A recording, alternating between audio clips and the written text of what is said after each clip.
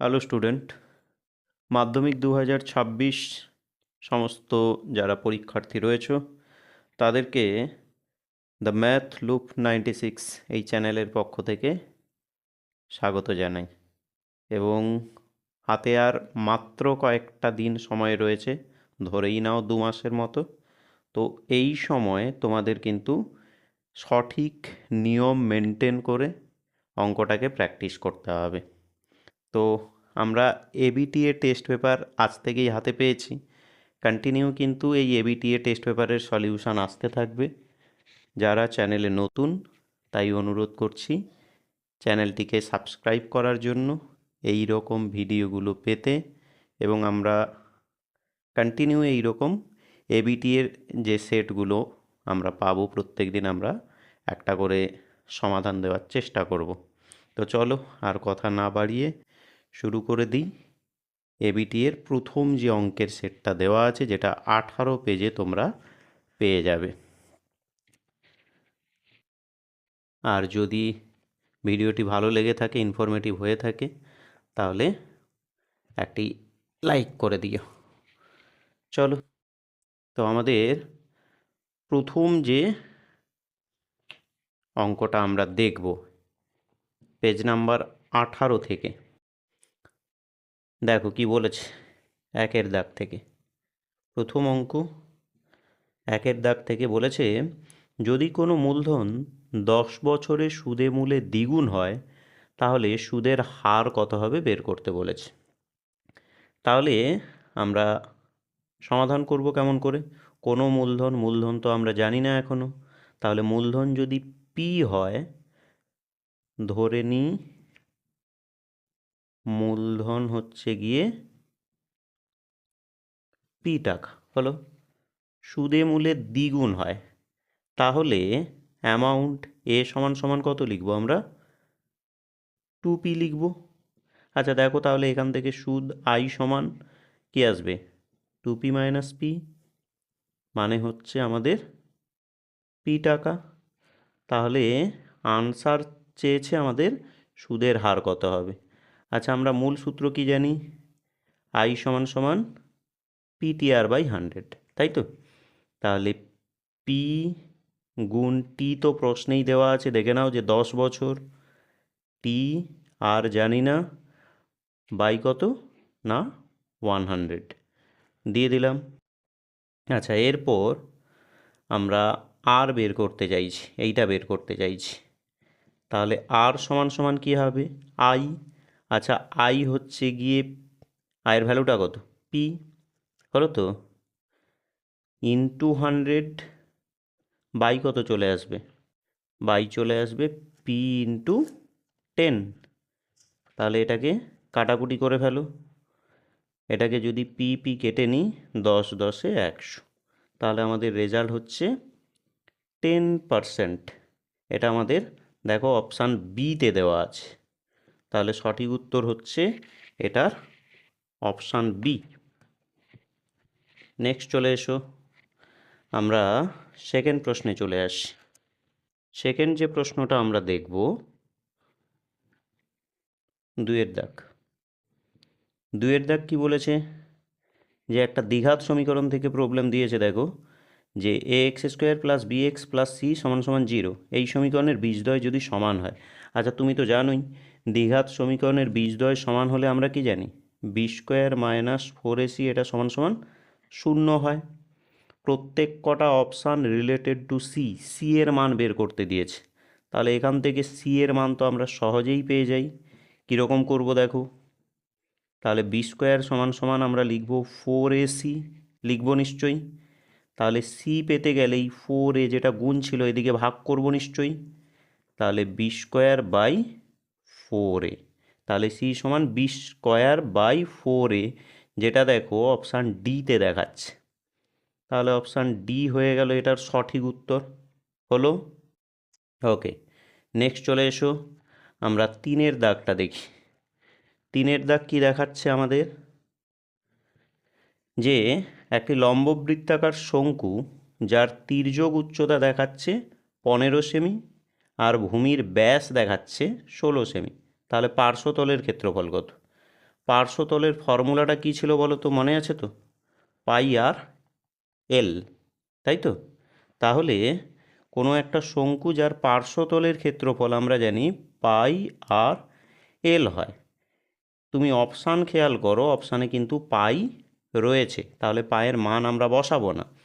এবার পাই থাক, ইন্টু আর, আর হচ্ছে ব্যাসার্ধ, ব্যাস দিয়েছে 16, তাহলে ব্যাসার্ধ কত? 8, অর্ধেক হয়। এবার এল, এল হচ্ছে তির্যক উচ্চতা, দেখো কত? 15 দেওয়া আছে, তাহলে হচ্ছে 15 × 8 120 পাই বর্গ সেমি। তাহলে এটা আমাদের অপশান সি চলে যাচ্ছে সঠিক। হলো? ওকে, নেক্সট চলো আমরা পরের দাগে চলে যাই। পরের দাগের যে প্রশ্নটা দেখছি, 4 দাগ দেওয়া আছে তোমাকে, এটা ত্রিকোণমিতি থেকে 2 cos 3 থিটা সমান সমান 1 হলে থিটার মান কত? একদম সহজ একটা প্রশ্ন।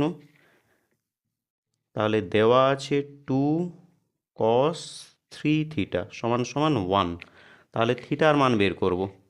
কি করব? তাহলে cos 2টাকে বাদ দাও, cos 3 থিটা সমান সমান হাফ আসবে, 2টা গুণ ছিল ভাগ হয়ে যায়। আচ্ছা মনে করো যে এদিকে cos থিটা দেওয়া আছে, আবার এদিকে হচ্ছে হাফ, কসের কোনো একটা ভ্যালু কিন্তু হাফ হয়, তাহলে আমরা আদর্শ কোণ এর টেবিলটা মনে করলেই পেয়ে যাব, ওটা ছিল cos 60 ডিগ্রি। এবার বোথ সাইড থেকে যদি কসটাকে বাদ দিয়ে দাও, তাহলে 3 থিটা সমান সমান 60, তাহলে থিটা সমান হয় কত? 60 ডিগ্রি বাই 3, মানে কত হচ্ছে তোমার? 20 ডিগ্রি, যেটা দেখে নিও অপশান সিতে তুমি পেয়ে যাবে, এটা অপশান সিতে আছে। হলো? নেক্সট চলে যাও 5 দাগ। 5 তোমাকে কি দেখাচ্ছে দেখো, এইটা হলো 5। বলছে ও কেন্দ্রীয় একটি বৃত্তের বহিস্থ একটি বিন্দু এ থেকে বৃত্তের ওপর অঙ্কিত স্পর্শক বৃত্তকে বি বিন্দুতে স্পর্শ করে। আগে ছবিটা আঁকো। তাহলে একটা বৃত্ত, এটা ও কেন্দ্রীয় বৃত্ত, বলেছিল ও কেন্দ্রীয় বৃত্তের একটি বহিস্থ বিন্দু এ আছে, তাহলে বাইরের একটা বিন্দু এ, এখান থেকে একটা স্পর্শক অঙ্কন করলাম এ বিন্দু থেকে, এটা এ বিন্দু, হ্যাঁ, স্পর্শক অঙ্কন করলাম, বৃত্তটিকে বি বিন্দুতে স্পর্শ করে। এবার প্রশ্নে বলে দেওয়া আছে ও বি হচ্ছে 5, ও থেকে বি, এটা জুড়ে নাও, এইটা বলেছে 5 সেন্টিমিটার, ও থেকে এ, এইটা এইটা এটা দেখাচ্ছে 13 সেন্টিমিটার। জানতে চেয়েছে তোমাকে যে টেস্ট পেপারটা হাতে রাখবে তাহলে সুবিধা হবে, জানতে চেয়েছে তোমাকে যে তাহলে এ বি এর দৈর্ঘ্যটা কত? এ বি মানে কোনটা বলো তো? এইটা, এর দৈর্ঘ্যটা তোমাকে জানতে চেয়েছে। অ্যাকচুয়াল এমসিকিউ, কিন্তু খুব বেশি বাড়িয়ে দেওয়ার প্রয়োজন নাই। তাহলে তুমি কি জানো, এটা স্পর্শক, এটা স্পর্শবিন্দুগামী ব্যাসার্ধ, এরা পরস্পর লম্ব হয়, তাহলে বেসিক্যালি এটা একটা সমকোণী ত্রিভুজ। তাহলে তো এখানে পিথাগোরাসের সূত্র আমি ব্যবহার করতে পারবো, সমকোণের বিপরীত বাহুটাই কিন্তু অতিভুজ। তাহলে সূত্র অনুসারে অতিভুজের স্কোয়ার অর্থাৎ 13 স্কোয়ার সমান হয়ে যাবে বাকি দুটোর স্কোয়ারের যোগফল। লিখতে পারবো এটা পিথাগোরাস থেকে, টেক্সট বইয়ের অঙ্ক জানোই এটা। তাহলে এখান থেকে এবি পেতে গেলে 13 স্কোয়ার কত হয়? 169, যোগ ছিল এদিকে বিয়োগ হয়, 5 স্কোয়ার 25, আর এবির যে স্কোয়ার ছিল এটাকে এদিকে আমরা রুট করলাম। আচ্ছা বিয়োগফল দেখে নিও, 144, যেটা 12র জন্য সম্ভব, তাই তো? তাহলে 12 মানে ওটা তোমার চলে যাবে, দেখে নিও অপশান এতে চলেছে, এতে আছে ওটা। হলো? চলো একটু ফাস্ট করি, নয়তো ভিডিওটা লেন্থি হয়ে যাবে যথেষ্ট। 6টা কি দেখাচ্ছে? 6 দেখাচ্ছে দেখো স্ট্যাটিস্টিক্স রাশিবিজ্ঞান থেকে একটা প্রশ্ন তোমাকে দেখাচ্ছে, 30, 34, 35 অনেকগুলো তথ্য দেওয়া আছে, বলছে এখান থেকে যদি 35কে বাদ দেওয়া হয় তাহলে মধ্যমা কতটা বাড়বে। খুবই সোজা, আমি একটু বোঝানোর জন্য লিখি। তাহলে অবশ্যই ঊর্ধ্বক্রমে কিন্তু সাজিয়ে নিতে হয়। এখানে সাজানো আছে আলাদা কথা, বাট যদি না সাজানো থাকে অবশ্যই কিন্তু সেক্ষেত্রে সাজিয়ে নিতে হবে। দেওয়া আছে এইটা, বলছে যদি 35 বাদ দেওয়া হয়, 35 এইখানে আছে, তাহলে মধ্যমা কতটা বাড়বে। এমতো অবস্থায় কটা তথ্য আছে দেখে নাও, 1 2 3 4 5 6 7টা। তাহলে 7 মানে হচ্ছে অযুগ্ম, তো 35 থাকলে তাহলে অযুগ্মের সূত্রটা কি ছিল? অযুগ্ম বলছে মধ্যমা হচ্ছে n+1/2 তম মান। তাহলে n আমরা গুণে দেখলাম 7টা, তাহলে 7 যোগ 1 মানে হচ্ছে 8 বাই 2 মানে হচ্ছে কত না 4তম মান। আচ্ছা কাউন্ট করে দেখো, 4তম মান 1 2 3 4 মানে হচ্ছে 36। এটা যখন 35 থাকছে তখন মধ্যমা। আচ্ছা যদি 35কে বাদ দিয়ে দিই, এইটা যদি বাদ দিয়ে দিই মনে মনে, তাহলে তো রইল 6টা। তাহলে তখন যুগ্ম হলো। যুগ্মের জন্য মধ্যমা নির্ণয়ের সূত্র জানি, 1/2 ইন্টু n/2 তম মান প্লাস n/2 প্লাস 1 তম মান, হলো তম মান। তাহলে এখান থেকে আমরা কিন্তু 35কে বাদ দিয়েই কথা বলছি, তাহলে n কত না 6, আর 6/2 মানে স্যার 3তম মান হয় 35 বাদ দিয়ে, কিন্তু 1 2 3 মানে তখন তোমার 36 হচ্ছে। আর এটা তোমার তাহলে কত হচ্ছে, এটা তোমার হচ্ছে 3 যোগ 1 4তম মান হয়ে যাচ্ছে। তাহলে 1 2 এটা বাদ দিয়ে 3 4 37 হচ্ছে। তাহলে তোমার গল্প দাঁড়াচ্ছে এখন 6 7 13 3 1 থাকে, 3 3 6 1 7 বাই 2 ভাগ করে দেখো, 2 3 6 আর 1 13 2 6 12.5। তাহলে 35 যখন থাকছে তখন মধ্যমা এইটা 36, 35 যখন না থাকছে তখন মধ্যমা এইটা, বেড়ে গেল 0.5। বলছে কতটা বাড়বে, তাহলে কতটা বাড়লো বলতে ওদের বিয়োগফল, অর্থাৎ এইটা বেড়ে গেল 0.5 বৃদ্ধি পেল, যেটা অপশান ডিতে পেয়ে যাব আমরা সঠিক। হলো প্রত্যেক কটা এমসিকিউ আলোচনা হয়ে গেল। নেক্সট চলো আমরা এর পরের দাগে যাই। 2-এর দাগ আমরা এবার একটু দেখে নিই। 2-এর দাগে আমরা দেখে নিই একটুখানি, শূন্যস্থান পূরণ থাকে। তো 2p টাকার t/2 বছরে বার্ষিক এত হারে সরল সুদে সববৃদ্ধিমূল তাহলে কত হবে। একদম সোজা একটা বিষয়, সববৃদ্ধিমূল 2-এর দাগের 1-এরটা। আচ্ছা সববৃদ্ধিমূল মানে কি, সুদ আসল যেটা, অর্থাৎ এ অ্যামাউন্ট, এ সমান সূত্রটা কি হয় না p+i, আসল যোগ সুদ। আচ্ছা আসলটা বলেছিল দেখবে 2p, p actual 2p, plus I কি হয় না স্যার PTR/100। p হচ্ছে গিয়ে 2p ইন্টু টি হচ্ছে t/2, pt দিয়ে দিলাম। আর হচ্ছে গিয়ে তোমার 2r/3, একটা গুণ দিয়ে দাও, PTR করলাম। এবার বাই 100, আবার একটা 100 যায় এখানে। তাহলে আমার গল্পটা দাঁড়াচ্ছে এখন 2 2 কাটাকুটি হয়ে গেল, হলো তো।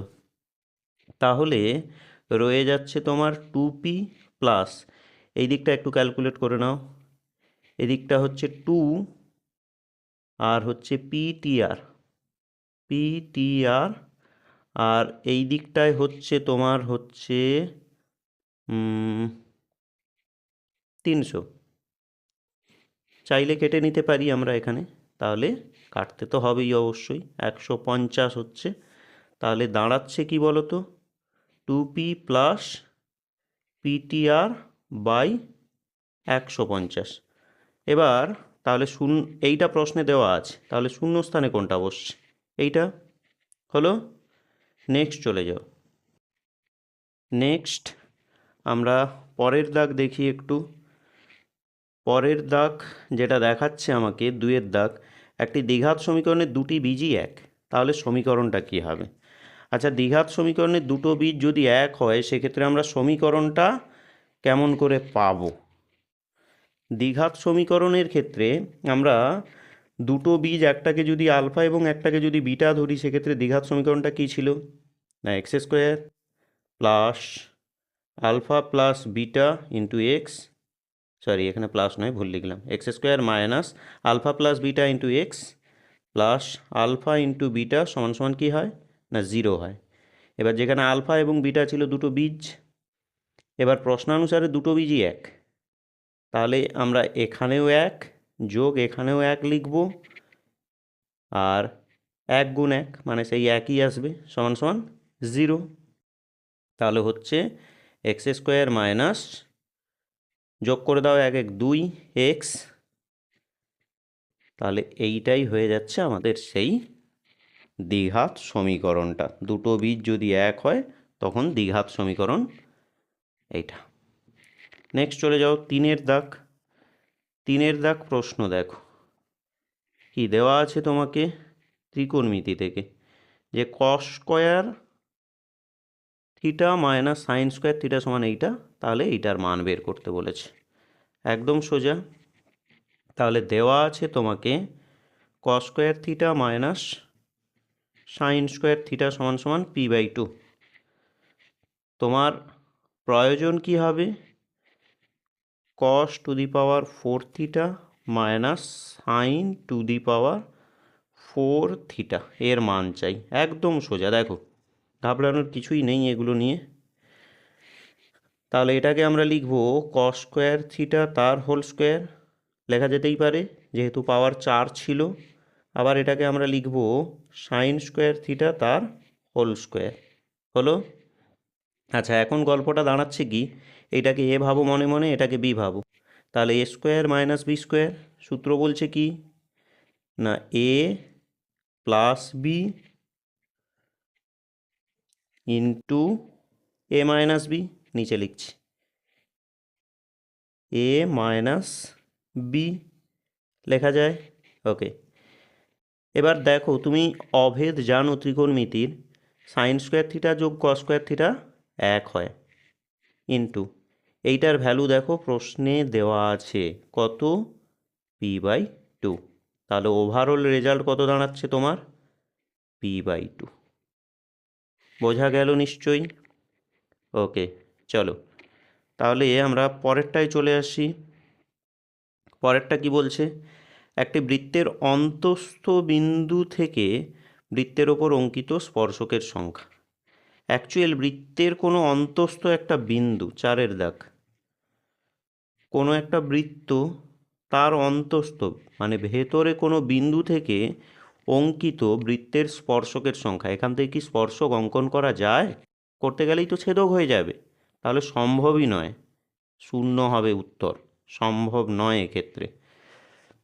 চলে যাও 5-এরটা। 5 বলেছে তোমাকে, দেখো দুটো নিরেট গোলকের, এই যে দুটো নিরেট গোলকের আয়তনের অনুপাত এইটা, তো বক্রতলের ক্ষেত্রফলের অনুপাত কত? একদম আবারও সোজা, দুটো গোলক তাদের আয়তনের অনুপাত, অনুপাতকে আমি এইভাবে লিখি, ভগ্নাংশ করে লিখে দিই, আয়তনের অনুপাত এইটা। আচ্ছা, আমরা গোলকের আয়তন আমরা কি জানি বলো তো?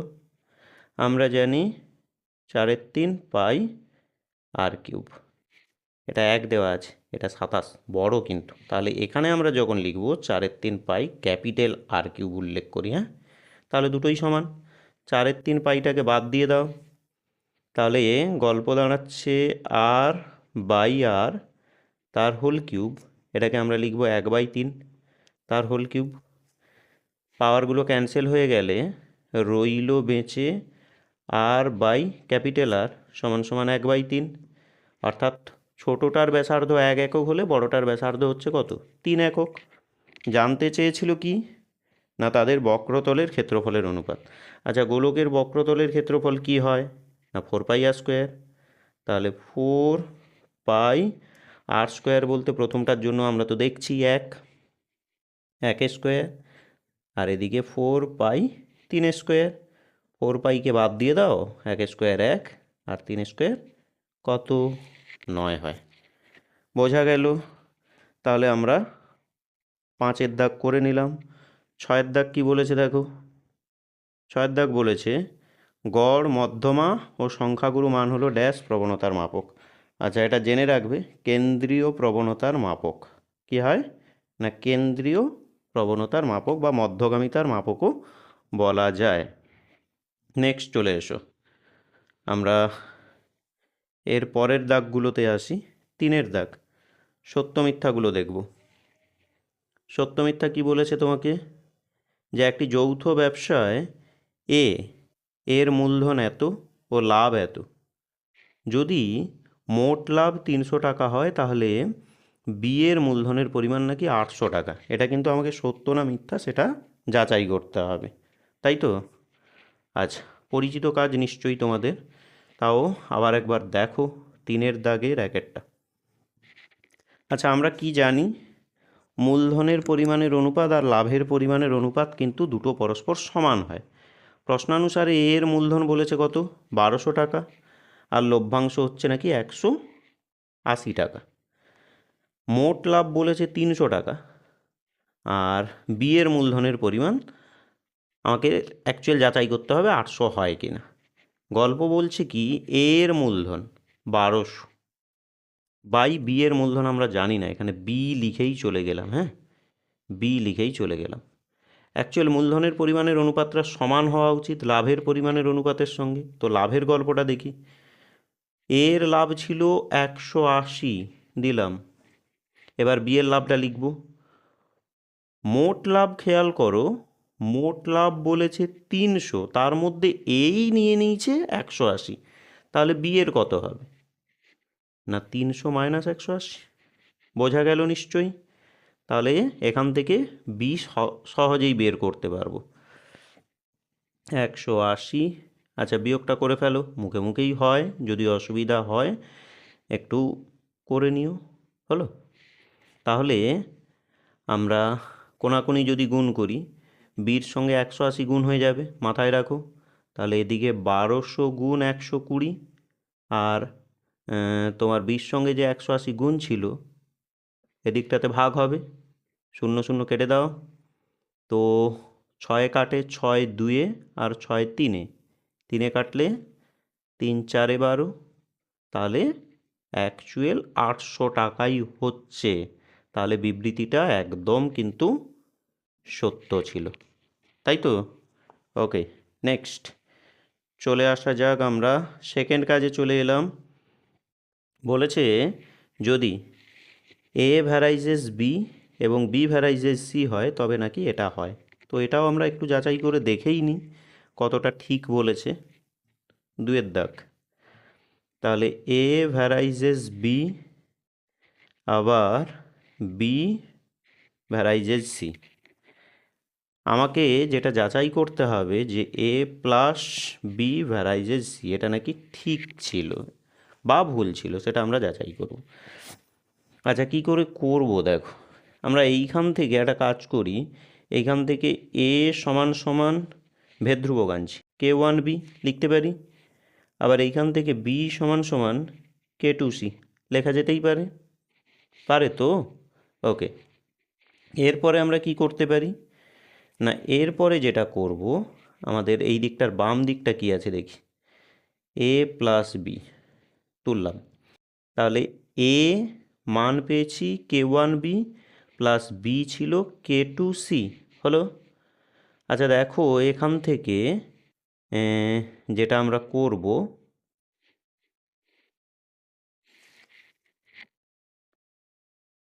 ওকে চলো, তো এইবার আমরা এটা অ্যাকচুয়াল মানে এর মান আর এটা বির মান বসালাম। আচ্ছা, এইখানে একটু কাজ করো,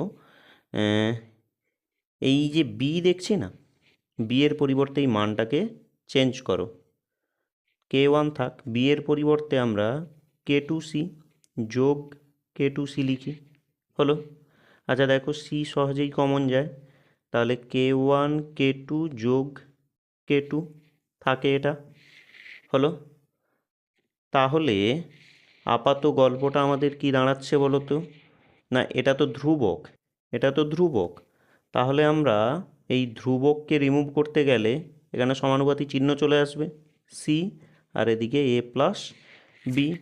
এটাই কিন্তু দেওয়া ছিল, তাহলে আমরা কিন্তু এটাকেও সত্য লিখব। বোঝা গেল? ওকে, নেক্সট চলে যাও, আমরা পরের কাজগুলোতে দেখি। পরের কাজ বলতে দেওয়া আছে যেটা দেখো, অর্ধবৃত্ত অপেক্ষা বৃহত্তর বৃত্তাংশস্থ কোণ। আচ্ছা, বৃহত্তর হলে কিন্তু সেটা সূক্ষ্মকোণ হবে, এক্ষেত্রে স্থূলকোণ বলেছে, তাহলে এটা কিন্তু ভুল দেওয়া আছে।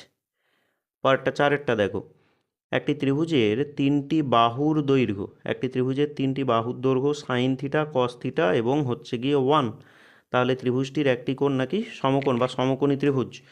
খুব দারুণ একটা কাজ, একটু ভালো করে বুঝতে হবে তোমাকে। তাহলে তোমাকে 4-এরটা যেটা দেওয়া আছে, যে কোনো একটা ত্রিভুজের কথা বলছে, কোনো একটা ত্রিভুজ, সেই ত্রিভুজের 3টে বাহুর মধ্যে প্রথমটা নাকি সাইন থিটা, তারপরেরটা নাকি কস থিটা, তারপরটা নাকি 1। তো বলছে সেক্ষেত্রে একটি কোণ নাকি সমকোণ বা সমকোণী ত্রিভুজ হবে। অ্যাকচুয়াল হবেই তো, সমকোণী ত্রিভুজের ক্ষেত্রে পিথাগোরাসের উপপাদ্য কাজ করে, তো এক্ষেত্রে তো পিথাগোরাসের উপপাদ্য আসেই। কেন বলো তো? না, আমরা এখান থেকে লিখব সাইন স্কোয়ার থিটা যোগ কস স্কোয়ার থিটা সমান সমান 1, এটা আমরা জানি একটা অভেদ হয়, তাই তো? তাহলে এক মানেই আমরা আবার একের স্কোয়ারও ভাবতে পারি, তাহলে অতিভুজের স্কোয়ার সমান সমান লম্বের স্কোয়ার যোগ ভূমি স্কোয়ার। মজার না? ওকে, তাহলে এটা কেবলমাত্র সমকোণী ত্রিভুজের জন্যই তো প্রযোজ্য, তাহলে কিন্তু বক্তব্য একদম ঠিক ছিল 4-এরটা। ওকে, নেক্সট চলে যাও, 5-এর দাগ কি দেখাচ্ছে? 5 বলছে তোমাকে যে কোনো গোলকের ব্যাসার্ধ দ্বিগুণ করলে আয়তন দ্বিগুণ হয়। আচ্ছা দেখি, সোজা তো কাজ একদম এটা। তো ব্যাসার্ধ যদি আমরা আর ধরে নিই আমরা ব্যাসার্ধ হচ্ছে আর একক। আচ্ছা, যদি ব্যাসার্ধ আর একক হয়, তাহলে সেই জায়গা থেকে আয়তন, গোলকের কথা হচ্ছে তাই তো, তাহলে গোলকের আয়তন আমরা জানি 4/3πr³, তাহলে এত ঘন একক হওয়া উচিত।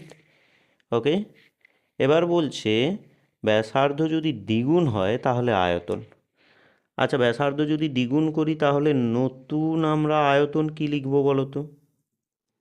দেখো, নতুন আয়তন 4/3π আর লিখব কি না, দ্বিগুণ করেছি তাহলে 2r, তার হোল কিউব, এত ঘন একক, তাই না? আচ্ছা, তাহলে গল্প দাঁড়াচ্ছে 4/3π2 হলো কত? 8, 8r³। অ্যাকচুয়াল দেখো 4/3πr³ আছে, সঙ্গে আমরা নতুন করে 8 গুণ করে দিয়েছি, তাহলে এটা 8 গুণ হওয়া উচিত, কিন্তু প্রশ্নে তোমাকে বলে রেখেছে যে দ্বিগুণ হবে, তাহলে এটা কিন্তু কী ছিল? মিথ্যা হলো। তাহলে 5-এর দাগ কিন্তু মিথ্যা দাঁড়ালো। নেক্সট 6-এর দাগ চলে এসো। 6 বলেছে যে একটি পরিসংখ্যা বিভাজনের একাধিক সংখ্যাগুরুমান থাকতে পারে। হ্যাঁ, থাকতে পারে, বহু ভূইষ্ঠক তথ্য হয়, তাহলে এটা ঠিক বলেছে কিন্তু অ্যাকচুয়াল হলো। আচ্ছা, তো ভিডিওটা যদি তোমাদের কাছে ভালো লেগে থাকে তাহলে অবশ্যই একটা লাইক করে দিও, আর যদি কোনো প্রশ্ন থাকে কমেন্টে জানাও, আর যদি পরবর্তী দাগগুলো তোমাদের প্রয়োজন হয়ে থাকে সেটাও তোমরা কমেন্টে জানাও। আমি তো চাই পুরো সেটটাই একদম উপস্থাপন করতে, তবে তোমাদের সহযোগিতাও দরকার। যদি ভালো লেগে থাকে এবং ক্লাসটার যদি সত্যি সত্যি ক্লাসটা ভালো লেগে থাকে তাহলে চ্যানেলটিকে সাবস্ক্রাইব করে রেখো। এরকম ইনফরমেটিভ কিছু ভিডিও বা মাধ্যমিকের ক্ষেত্রে অঙ্ক কিভাবে প্র্যাকটিস করলে বেশি নাম্বার পাওয়া যেতে পারে সেগুলো নিয়ে আমরা কিন্তু আলোচনা করব। আর চলো, আলটিমেট তোমাকে খুব ভালো করে পড়তে হবে। হ্যাঁ, সামনেই পরীক্ষা, জমিয়ে পড়াশোনা করো, অঙ্কটার সঙ্গে থেকো। চলো, টাটা।